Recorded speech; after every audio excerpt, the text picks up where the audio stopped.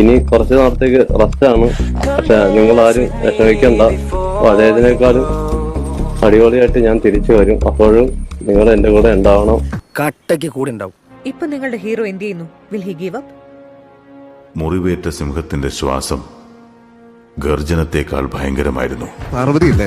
പാർവതി ഇപ്പൊ സോഷ്യൽ മീഡിയയിലാണ് ഭയങ്കര ആക്റ്റീവ് ആയിട്ടുള്ളത്. ഷാൻചേട്ടൻ അറിയോ? ടീച്ചറിന് അറിയോ? എല്ലാവർക്കും അങ്ങനെ ആവാനും പറ്റൂലല്ലോ. അത് വേറൊരു മനുഷ്യനാണ്. അത് നമ്മളെ അത്ഭുതപ്പെടുത്തുന്ന മനുഷ്യനാണ്.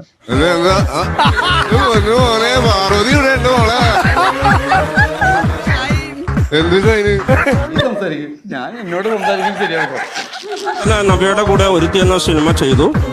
ആ ഒരുത്തി എന്ന സിനിമയുടെ പ്രസ് മീറ്റ് കണ്ട് ഭയങ്കര വൈറലായ ഒരു വ്യക്തിയാണ് ഞാൻ. ഇനി നിന്റെ തരംഗമാണ് വരാൻ പോകുന്നത്.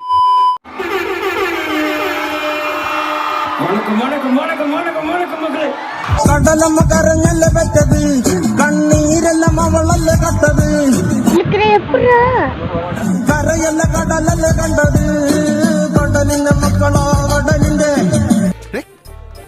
ഇവൻ കോയ, ഞാൻ കോയ, ഇപ്പൊ രണ്ടു കോയേ. കാച്ചി മീനും മണക്കും കടുക്കടലിൽ കൊണ്ടാൽ കാറ്റ് കൊണ്ട് ചോര മണക്കും. ഇനി കര കാണുമോ അതോ ഇരയാകുമോ? കടൽ വെള്ളത്തിൽ വരച്ചൊരു വരയാകുമോ?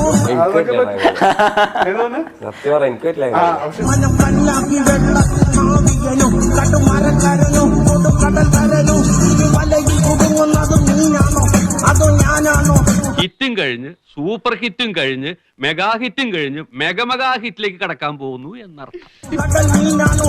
ഇനി കര പോയി തരുന്നത് നീനാണോ അതോ ഞാനാണോ? നീയാണോ ഞാനാണോ ആരാണോ?